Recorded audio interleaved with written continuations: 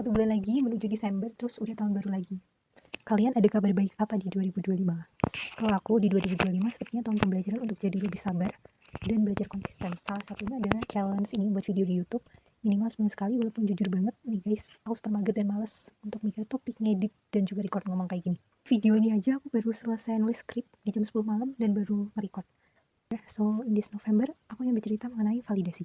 Kalian sadar gak bahwa sebenarnya dari kecil itu kita sudah usahakan validasi? Contohnya saat kita jadi anak penurut dan rajin, kita ingin orang tua atau keluarga melihat kita sebagai anak yang rajin, sehingga kita mendapatkan pujian bahkan hadiah. Atau masalah sepele seperti membantu pekerjaan rumah, kayak cuci piring, nyapu, kita sangat butuh validasi untuk dilihat orang tua kita hanya agar dibilang gak pemalas dan gak jegunggu aja. Menurutku mengejar status untuk dianggap keren itu sangat melelahkan. Kita bisa saja terlihat cringe jika caranya salah, tapi bisa juga terlihat bagus kalau kebetulan caranya benar. Selain itu juga otak kita jadi terbiasa dengan yang wow-wow.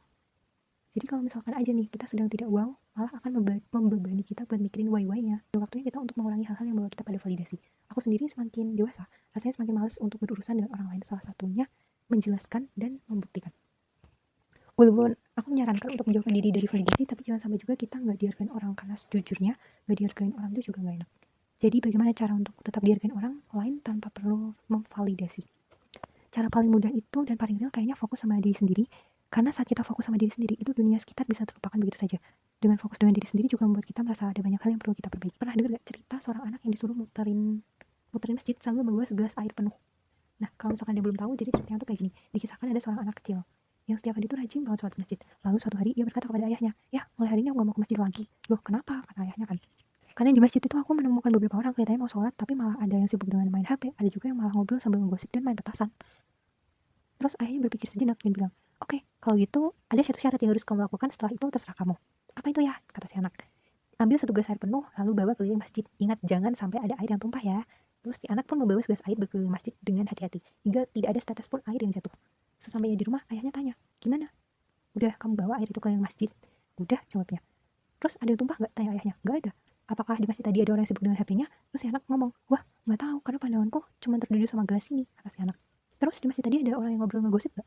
"Wah, aku juga gak dengar karena aku konsentrasi menjaga air dalam gelas," jawab si anak. Terus si ayahnya tuh tersenyum lalu berkata, "Gitu tuh anakku, jika kamu fokus pada tujuan hidupmu untuk beribadah, kamu tidak akan punya waktu untuk mencari kejelekan orang lain. Tapi bukan berarti kamu diam saja jika melihat kemungkaran, karena Allah menyuruh kita melakukan amar ma'ruf nahi mungkar, yaitu mengajak orang kepada kebaikan dan peringatkan orang jika melakukan kemungkaran.